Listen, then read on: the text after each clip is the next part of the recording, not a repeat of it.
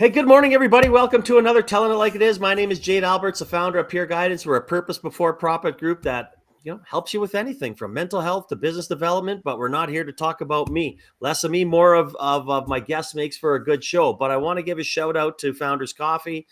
Come on out there. I think we had 22 people this last Tuesday. Again, it's for founders, entrepreneurs. Just come meet like-minded people and literally have a talk about nothing. It's like Seinfeld. It's a day about nothing. So just come hang out, meet some cool people, and that is it. Now, speaking of cool people, we're going to be talking a little bit of sports today. And as all you know, I love sports. And I'm going to give a shout out to Jonathan, a little Stampede Wrestling, a little Sea of Dead. If you need a Christmas gift for somebody in Calgary, he's got some cool stuff out there. So check it out. I've had Skillshark on here. I've had Hone on here. I've had Ref Buddy on here. And now we're going to be talking Element Athletics, mic'd up with Tamara and Mark. How are you today? Great. Go ahead, T. Yeah. No, excited. Great. No idea what to expect. So that's the best. It's I know. I mean, I've been a hockey coach, coached up to the dub. I mean, I'm obviously, played high level hockey. Our daughters are good softball players. I've been around refs and umps my whole life. I've been kicked out of games as a hockey coach.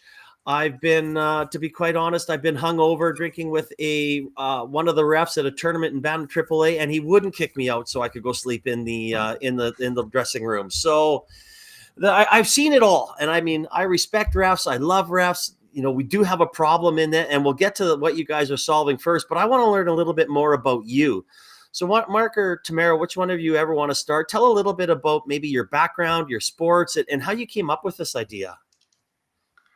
Well, I'll start because my story is less interesting. But in terms of Tamara's story as an athlete, so you could do a whole show just on that, actually, and you should.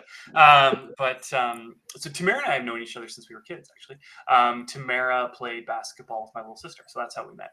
I grew up a basketball junkie, played volleyball through high school, dabbled in a little track, but went on, had a very poor year of college basketball at Lethbridge College, where I literally averaged less than a point per game, and came to the realization that it was time to read the books. And so I went on, finished a kinesiology degree at U of L.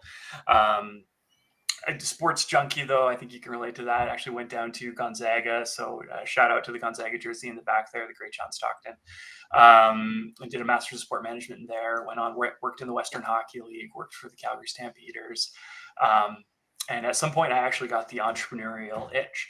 And of all the businesses to start, believe it or not, I started a custom mattress making and furniture business. It was called Natural Mattress and Furniture.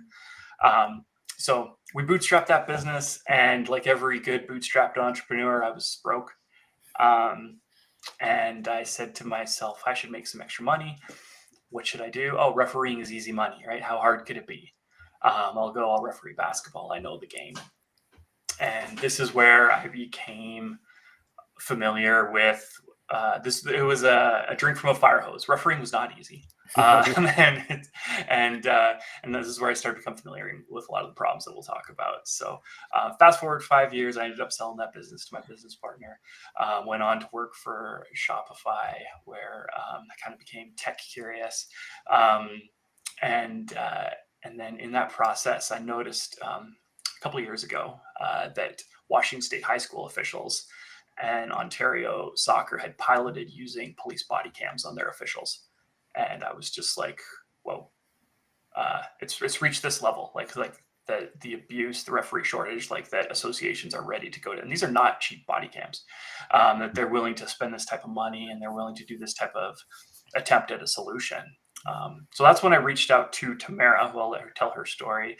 But I reached out to Tamara because she is both one of the best athletes, if not the best athlete that I personally know, as well as an extremely good official. She officiates at the U Sport level now and stuff like that.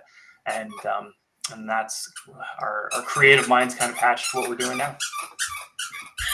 Awesome. Yeah. So I'll take my story. So backing up from that, so I played basketball young age. Like that's like Mark said, I know Mark through his sister. I played basketball since we were 9. So I've known Mark since I was 9, playing basketball with his little sister. And then I played all sports, but then went on to She always subtly slides that in that like she's younger with his little sister. Like she does it subtly. She slides it, but like I notice. You gotta remember. Yeah.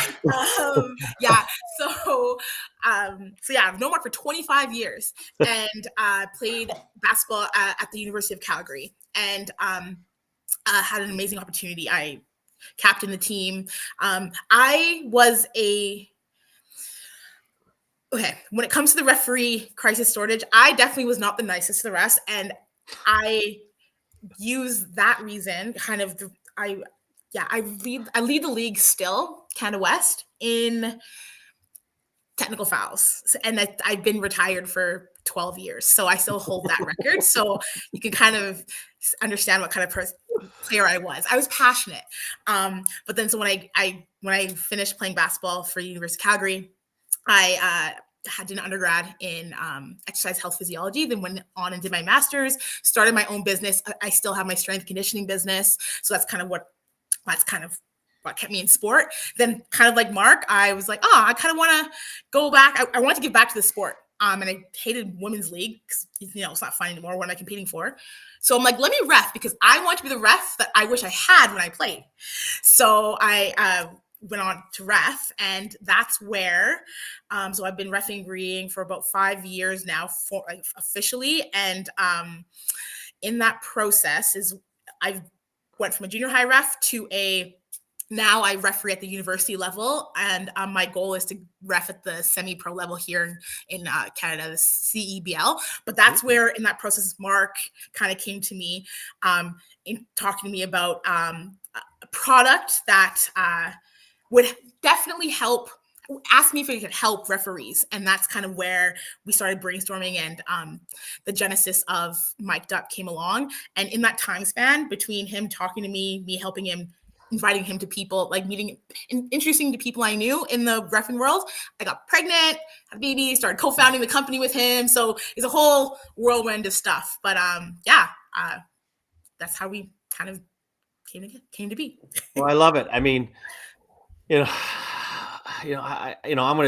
poor Allan Smith, I'm going to, drop on him because he always picked on me, and we're buddies, and, and he reffed all the way up to the WHL. So, we know that there's a problem, right? I've watched parents scream from the stands. Like, I mean, they're batshit crazy, some of them. I've had a parent, coaching midget AAA, bound in AAA, walk around the rink and yell at me for benching her son. Like, I mean, it happens, right? And it's awful. So at what point, like, do you sit there and go, and maybe you, Tamara, can kick this off because you're a referee and we've all, we've been athletes, whether we're good or not. So let's hear a little bit from your side of the view. So do you actually agree with, let's call it the young Tamara, when you got all those, Canada West records, or do you actually see a different side of things now? Yeah. So I definitely see a different side of things. What I recommend for any player of any sport is go take a reffing course and then understand, because we think we understand the rules as players, but we don't. And so if I would have known that, I would have approached and spoke to the refs differently. And I definitely understand and see how, and I was a decent player and I kind of understood the rules, but I couldn't imagine, we know now a lot of people professional sports. And so they think that the professional sport rules is how their league should be refereed and all these things. So I definitely do not agree with old Tamara, but I figured it out in the second half and how to actually communicate. And I think communication, both from the reffing side and the player side, could have helped diffuse a lot in my process as a player and a ref. Well, I think that goes into business. It goes into everything. The better communication you have, the better off you are. So now that you kind of, Mark, and you come up with this idea, you guys are talking about it, you're sitting there, obviously it's something that is needed, right? It's a he said, she said thing for leagues. Oh, I didn't say that. He's exaggerating or whatever it may be, right? So at what point did you say that there's an idea here? There is something here that we can, make this a company? Ultimately, I think you do your due diligence by getting out and talking to associations, you talk to referees, you talk to people who are training referees, administrators. And that's what, I mean, we talk to, I don't know, 25, 30 different associations, administrators, high level referees, university intramural programming. And we learned a few things. And to be honest, actually, the product that we have now is an evolution or a pivot from what we originally started thinking we were going to do. But we always knew a few things. There was two big problems that jumped out to us no matter who we talked to. One, associations don't get enough game reports from referees. And so they want to protect the referees, but they don't get enough good information on what's happening on the court or field or ice. And then second, like it was really obvious that when they do get those reports, it divulges into, he said, she said, it divulges into hearsay. So they don't, there's a lack of accountability. So we knew the solution always had to be around accountability. So we actually originally started out with a survey product. And what we discovered very quickly as we tried to sell that and talk to people about it was like, yeah, in theory, if everybody did a post-game survey, perhaps we would share how we feel and talk about things, and we would find out a little bit more about where the bad actors are, but just nobody's going to do a survey after the game. And so we, I'd had a concept when I refereed actually that I wanted to mic myself up and I use it as a journal to try and identify patterns about myself. And it was something that we'd always kind of had in the background, is that was like a further down the roadmap thing. And it became pretty obvious two things. Like one, technology now is ready to launch a product like that. Like you can build a product like that and it could be affordable. And two, it solved all of these problems in terms of creating a record of truth, creating accountability, give us the ability to automate the reporting. And so as we kind of started talking about it and then talking with other people about it, it was very clear that like this idea was way more interesting than a survey. And so we pursued it. And it's a little bit of you're looking at the parallel of the story I started with earlier of the police body cams being used by some associations. Like there, we saw what was happening there and we kind of talked about it. We don't love that solution because of some of the connotations and the associations with a body cam. We also think the footage isn't particularly useful, and most rinks, most fields, most courts these days already have Huddle, VO, Live Barm, HomeTeam. I should mention the Canadian companies, and already up in the rinks. But most of the abuse is verbal. So we like the affordability of the solution, and it just all kind of came together. But it was a lot of customer discovery, I suppose, is the answer. Yeah. When I like that, before I let you answer that or expand on that, Tamara, I want to bring up something that you said, and it has nothing to do with this. It has to do with business. And I say this all the time to, people like yourself. I say, get out there and ask questions, find out. What you start with is not what you're going to end with. And where you think you're going is probably going to be, almost going the total opposite way. So kudos to you to getting out there and finding it, what people want, whatever organizations from, professional to minor to intramural. So, I mean, I think that's a very valid point that you made there. Yeah. Being willing to pivot and like being willing to, and listen, not just think that your idea is the solution. Like there's lots of ways to solve the problem, but like what will actually sell? And that was the biggest. Exactly. So I want to dive into the product here and then now this is your guys' time to shine. So, tell us a little bit, how it works, the process of it, why it's why different organizations through different sports, find this beneficial, and, use examples if you like on different things, if you feel comfortable. Yeah. So it's a great, simple idea.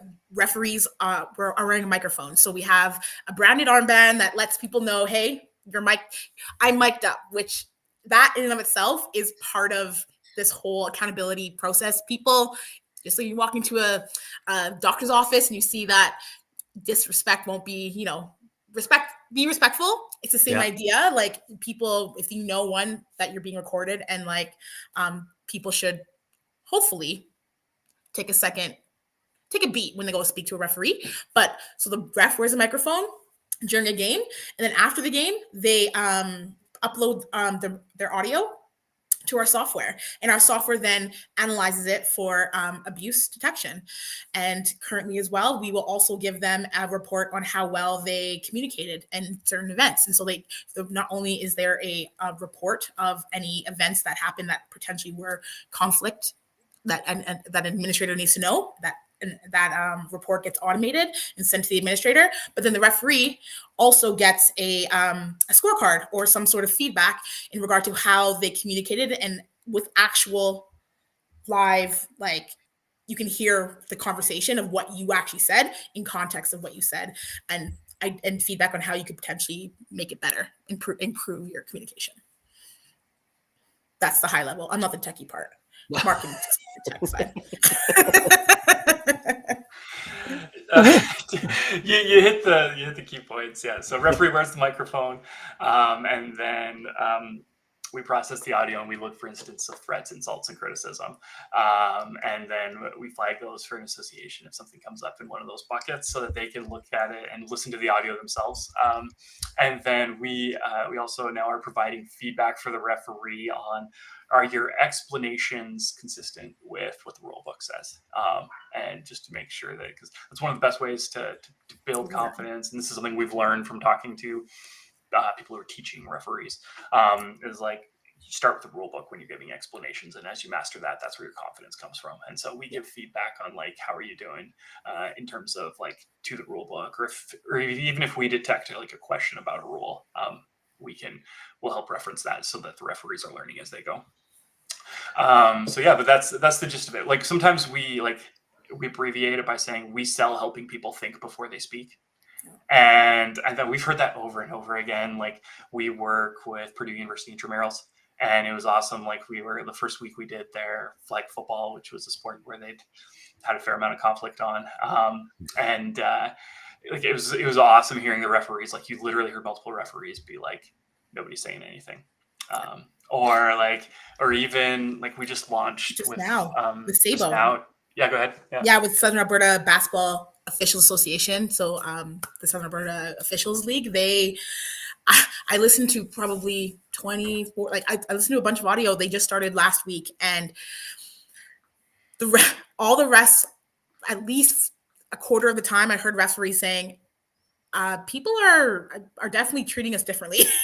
Like, they've noticed already the start of the season that people aren't saying things. And there's actually one amazing story where the referee he had flubbed up on the number. I think he had called like black 5 when it should have been white 5. And he's walking away and he sees that the foul got put on the wrong team. He turns around and he says, wait a second.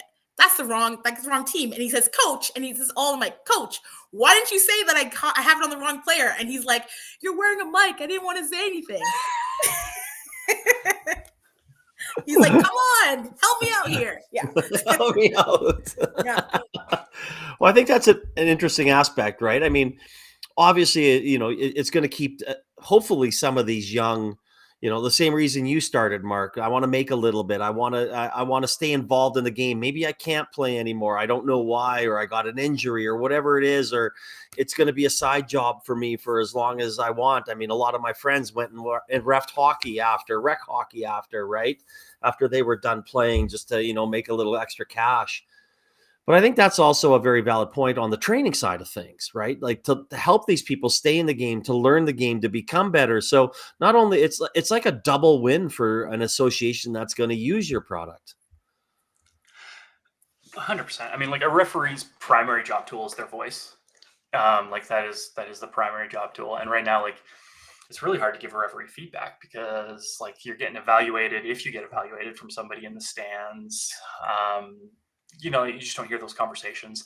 I know we all love role playing in like a training seminar after, but that may not be the most effective way to help somebody learn how to communicate. And so one of the inspirations for the product actually is there's a sales product called Gong that I'd used when I was at Shopify. I initially wanted to hate this thing because I was like, oh, they want to listen to my conversations and yada, yada. What's this thing going to do for me? It's stupid. And then I looked at it. It did not take me very long to be like, oh my goodness, like, this is actually helping create some self-awareness. Like Mark, like, you need to shut up every now and then. You know what I mean? Or like you, whatever. Like there's a few, so it breaks down things like talk time and most common questions, and it helps you know if you're cutting people off and stuff like that. And like it's an amazing tool, and it's one of the few sales tools that I feel like actually made me better very quickly. And it was really cool. And so we're taking a little bit of that concept of like one of the biggest struggles, and this isn't just in refereeing. I think coaches have this struggle. I think there's a host of people who don't work desk jobs, who their primary job tool is their voice, who creating this awareness around what you're actually saying and how you're actually showing up is a challenge that we see an application for Mic'd Up. We're starting with referees because it's a crisis right now. Like 2/3 of associations don't have enough referees. 80% of referees quit by their second year. And we know that space well, and we're excited about it, but we see just a host of applications for this, like beyond just what we're doing with refs. Yeah.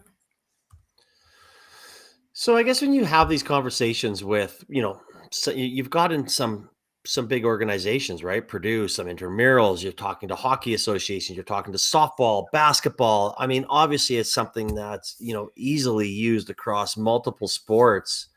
What are people telling you? And what are they saying? Like after, maybe before they use your product and then after they use your product? Ian's probably our best example. AT, do you want to talk about UC's experience?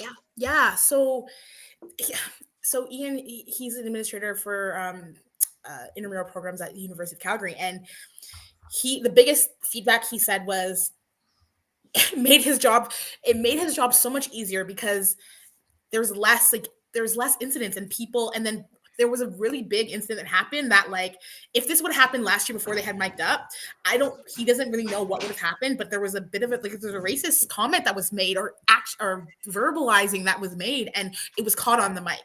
And so they were able to actually go and like use our audio as backup for something that really was very inappropriate, that like it could have easily turned into like, I never did anything like that, because there's a sound that was made that was very inappropriate. And yeah, so he has nothing but great things to say. And the fact is, in the beginning, a lot of his job was chasing down and admit all these administrative tasks after like incidents that happened. That basically has improved because it's faster now, that he doesn't have to go talk to 10 different people or whatever the case is. He has audio. It's pretty simple. Yeah, it's hard to go back on what you said if it's on a mic. Exactly. The other cool thing we've learned about working with UFC, like there's a few, like they've been such a fantastic partner. So thank you to University of Calgary Intramurals, and frankly, that whole ecosystem's been fantastic. But like the players, they did a player survey. So they originally used us this summer with their basketball league. And it's so interesting. Like they had the exact same group of teams as they had in the winter. Player surveys came back significantly better. Like they all had a better time that season than they had the previous season. Like just enjoyment went up. And the only difference, I mean, it was the same group of referees, same gym, same everything. The only difference was mic'd up was used. So that was a really cool, just complaining is not fun. Yeah. And if you think like the primary goal of playing sports is to have fun, to enjoy your time, and complaining is not fun and it's contagious. And so like if you just cut it down, it's a better experience for everybody. And isn't that what it's supposed to be about? Yeah. And then also but this is where like there's been a lot of trolling of people on the internet.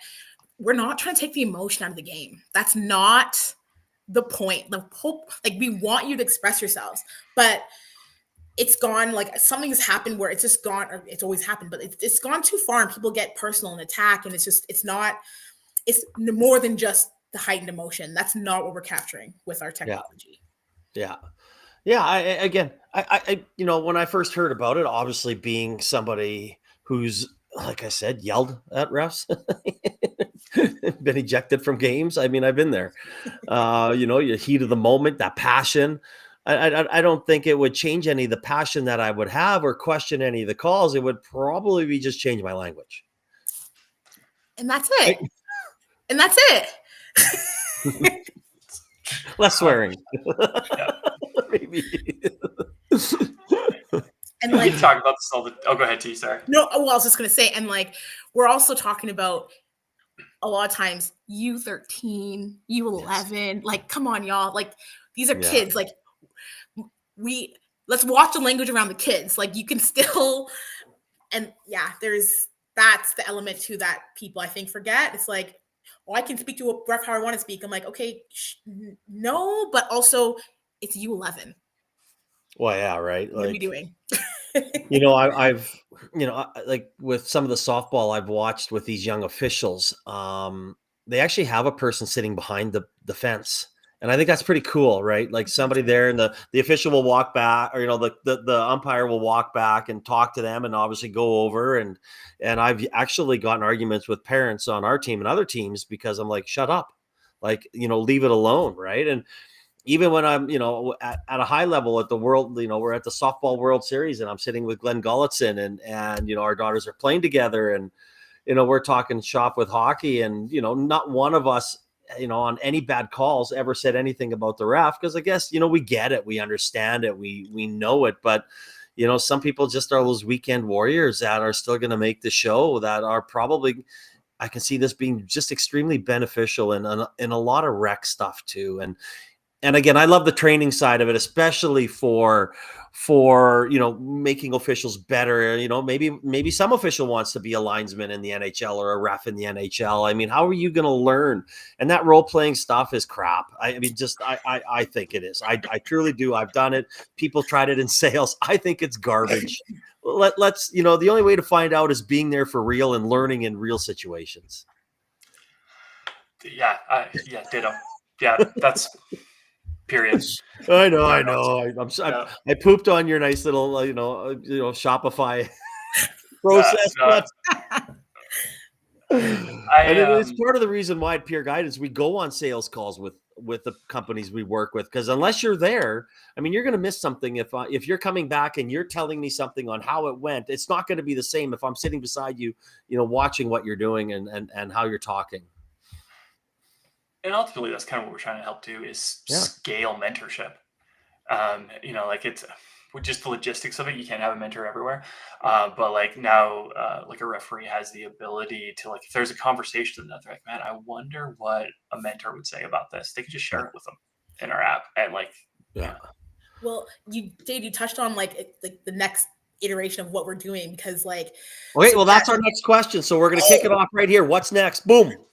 Yes. So what's next? So like you kind of hit the nail on the head. Like obviously the audio part, like what you say is one aspect, but we know what body language is, or your 70% of like your words or language is body language, and it's not unspoken. So we have the audio part of it. So now we're hopefully, the plan is to be doing this in September of 2026, launching this product, but we're integrating the audio with the video. So we're not trying to be a video analysis. We want to partner with HomeTeams, all the companies that are already in the different arenas, the sports plexes, whatever. And we would basically want to be able to, we'll integrate our audio with the video, so the ref will then get not only the clips of the incidents or the clips of their communication events, but the video with it, because then they'll get that second element, as if the mentor was there sitting there right with them. They can see maybe your words were right, but look at your body language. So there's that second element of it. As will the association. And the association. Sorry, we'll get all stakeholders will get the clips. Well, and that's it. I mean, especially with HomeTeam, again, something that's here. A Sasky founded company. I know my buddy Peter. Labardius works with them a lot. I see them at softball events all over, right? So I think that's a great next step in the iteration of what you're doing. Yeah, we're excited. We're excited about it. I mean, we think there's like so many cool opportunities to make sport better, which sometimes we don't talk about that enough, but that really is our goal. Like, we talk about this all the time. Like, one of the things we don't love about the sport experience right now is just that, like, we're kind of teaching athletes that if something doesn't go the way you want, to blame somebody else. And we hate that message. Like, we want, like, learn to take accountability, learn to say, okay, that didn't work out the way. How do I get back in the game? How do I focus? How do I move on to what's next? Not like, who do I blame? And that, at the end of the day, like, we think, like, the University of Calgary is a great example, but we think like the athlete experience will be so much better just as everybody starts just to get a little bit more mindful and intentional about what they're saying. No, I agree. Right. And I mean, it's all about the love of the game, because you probably have the stat, less than 1% of athletes play pro. I don't know. Right. I don't know the number. Right. So we all go on to be weekend warmers, maybe play a little junior, maybe play a little pro, maybe, whatever. But in the end, we're back. And I saw an article yesterday about, the Sask Senior Hockey League starting a women's Sask Senior Hockey League, right? Because they come home after college, you have nowhere to play. Well, I got to go play senior hockey where, so why not, right? So it's all about where we're going to end up, and we're all going to end up playing for fun, but still want to be competitive. Yeah. And not be jackasses on the right? So I think I love this. I love the fact that we've created something to help officials, hopefully keep officials in the game, because we need them. We don't want to. You can't play these, any sport without an umpire. It's just not the same, right? So this is something cool. You guys know I think it's cool because we've had quite a few meetings. So this is something that I think is going to be really successful. Yeah, can I just touch on the economics of it? Like from a ref, I think a youth ref, 14 to 18 years old refereeing, think about the money they can make. Yeah. So let's give them the opportunity to learn some lessons, but then make some good coin. Make some money, right? What's nothing wrong with having a part-time job in the summer or the winter and making a little cake. It's good, right? You're like a little mini entrepreneur in training. Exactly. The saddest, I was telling Mark and Tamara about this before. This is my favorite part of the week, my favorite half hour. And I'm always sad when it comes to an end because the conversations are fantastic. And I have one question, and I figured this question is always, 400 episodes, it would be, done after probably a handful, but I keep asking it because I get so many great answers, and some are repetitive, but I just love it. So you know what, Tamara, we'll start with you. If you had one piece of advice for a founder or an entrepreneur, what would that be? Make sure you find a good partner. You can find good partners and be open, admit your mistakes, but then be able to admit it to your partner. Don't think you have to always be right, and just find an excellent partner that you can be vulnerable with. That's what I found. So it's great. I love it. I love it. Mark? I mean, I'd strong second to what Tamara said. And I think failure is a massive part of this. And I think just waking up every day and just being like, it's a new day. How do I take a step today? You don't have to take all the steps at once, but every day you need to take steps. And I think you succeed by consistently stacking small wins. And so just wake up every day, shrug it off, talk to your partner so you can get that little boost of energy that you need to make it a good day, and then go out and find a way to get a small win. I love it. I love it. I mean, I still tell, I coach our girls and have done, hitting for the high end softball. And a lot of times they'll come in after a K or something, like, shake it off. Here we go. It's all right. It's 1AB. it's just no different in business. You're like, shit, let's go. Move on. Don't take it personal. Yep. Right? Got to get up tomorrow and try again. Yeah. Exactly. Well, the conversation was so good. I forgot to mention that, you saw it pop up there a few times on our conversation, but getmikedup.com is the website. Click on it in the comments section. If you want more information, you can reach out to Tamara or Mark on LinkedIn or through the website. And I love it. Guys, thank you so much for coming on, sharing this. Thank you for creating something, especially that I'm passionate about in sports and keeping officials in the game. And I can't wait to watch your journey. I think it's going to be an incredible journey. Can I take a second, too, Jay, to pump Pure Guidance's tires? Because I would be remiss if you've been fantastic. And I would strongly encourage, if you're an entrepreneur and you're looking for people who have been there, who have done that, who don't know everything, who get in and listen, and just genuinely will do the work with you. Jade is genuinely curious, and then the whole team at Pure Guidance. I met a few of your team. So it's a great, if you're looking for expert advice, it's a great place to find. So thank you for your support and for being just an excellent partner in this. Well, I appreciate that. Thank you for the kind words. It's, I've always said, if you've never been an entrepreneur, you shouldn't be helping one. And if you've never, I was speaking at the STEM Innovation Academy here the other day, and I was like, who thinks, I say I've golfed with Wayne Gretzky and Charles Barkley and flown in jets and then I'm like, but the other 90% of the time, I've cried in my car, I've cried in my basement, I've cried in, I've wondered how we're going to do this. I mean, it's not fun, and most people don't understand the reality of entrepreneurship, and that's why I'm so vocal about it. So I truly believe helping people out and sharing your knowledge and making introductions, and however it may be. So I really appreciate that. Thank you for the kind words. Our pleasure. Thank you. Yeah, thank you. Yes, and for anybody else, if you need a Christmas gift, reach out. Sea of Dead, they got some cool stuff. Calgary Cannon stuff. We're trying to remember that little place outside the valley that they're doing. They've got some Sea Train stuff, Stampede Wrestling. Check it out. And Jonathan does a great job there promoting a local company, even local laundry and what Connor and Dustin and their team do. So again, Mark, Tamara, thank you so much for coming on. I really appreciate it. I can't wait to watch what's next. And I hope you guys have a Merry Christmas and enjoy the holidays. Thank you. You as well.